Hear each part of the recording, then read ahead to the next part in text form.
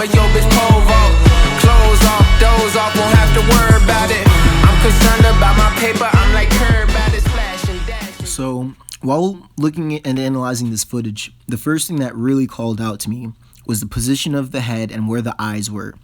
So how it works is, in track, right here, you're looking really high up towards the sky. It looks like you're almost looking at a banner that's on, like, you know, in front of you, that's maybe hung high up.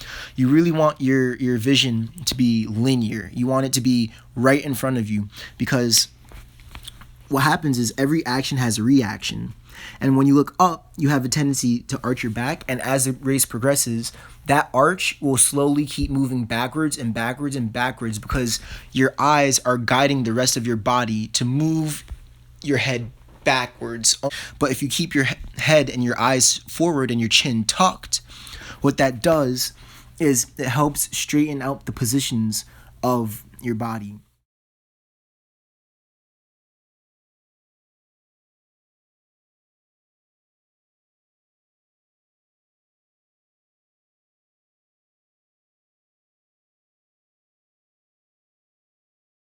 So looking at this, not only should you work on your eyes, but you should work on your core as well. Because right here, what I'm seeing, to be honest, is a core that isn't being engaged as much as it should be. And if your core isn't engaged, then what happens is you're not getting the most out of the power out of your biomechanics. You need a strong core so that everything stays in line. So like when I say in line, what do you want? Well, there's I call them ideal angles, right? Ideal angles in track and field. Nobody's going to hit them all exactly. No one's going to get them perfectly, but it's something that you should be trying to achieve.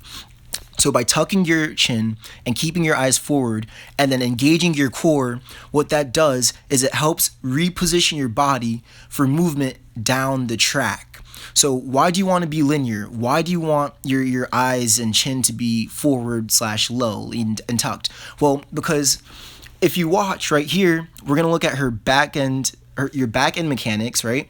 As well as your foot strike. You want everything to be linear because you're working against gravity. If you step in front of yourself, if you watch that a couple times, you have a little bit of you step a little bit in front of yourself, and not only do you step in front of yourself, but your heel recovery, because as a product of that, is a little bit longer than it necessarily has to be. So if I were to say anything, I'd say work on learning how to recover that back heel underneath your body quickly, so that by the time you're in the position to take your next step, your foot is ready to put all of that power right underneath your body. See, it's a little bit in front of yourself right there. You want all of that power right underneath your body in a quick, precise step, because you don't want your foot to be on the ground for longer. That's friction, and friction slows you down.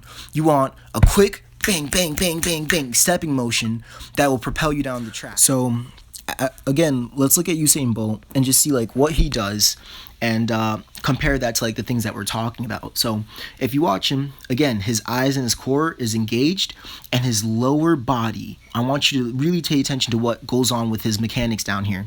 So as give me a second to just zoom out. Yeah, there we go. So like, what I want you to think about is not only is he utilizing his hip flexors to really get the most out of it, but his heel, the trail leg, as it moves up towards his butt. I want you to look at this. Look, he already has done all of the work. Some people, their foot is on the ground and their heels are still so far behind. His foot's not even on the ground, and his trail leg, his cycle, it's already right at his butt where it needs to be, so that he can deliver that full step right underneath himself in a straight line, right? Because in track, you want everything to be linear. You want everything going one direction. He's already done all that work long before he hits the ground. And then he pushes off and basically duplicates that same movement over and over again.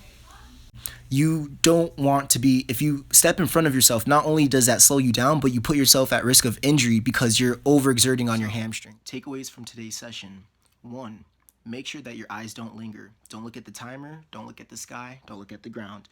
Try to keep it straight, keep the chin tucked, keep the core engaged. If the core is engaged and your head's in spot, the other parts of your mechanics will kind of follow line, because it'll just naturally happen. The cycle. Learn how to cycle faster. The faster you can cycle and get your heel to your butt and underneath yourself the way that you want it to, the more consistent remember, it's not about who's like the fastest, it's who decelerates the slowest, right? So if you have all these things, all these functions, and you can stay consistent, keep that level of power consistent the entire race and not slow down, I think you'll see a lot more success. My name is Alex. This is Balance Over Power, and the beast in me knows BOP. I'll see you in the next video. Yeah.